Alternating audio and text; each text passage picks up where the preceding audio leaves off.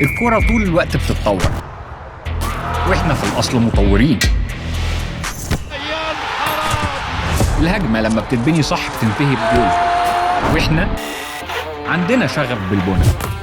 اللعبة بقت كلها مثلثات وزوايا، واحنا مهندسين. اللعيبة بتصمم على المكسب،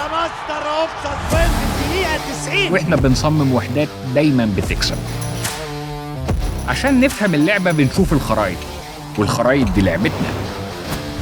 كل فريق بينافس على موقع متميز في الجدول، واحنا بنستحوذ على افضل المواقع.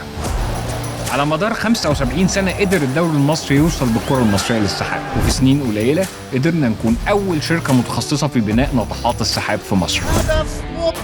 حاجات كتير بتجمعنا بالكورة، ودلوقتي قدرنا في نايل ديفلوبمنتس نحقق هدف جديد. الدوري المصري بقى دوري نايل.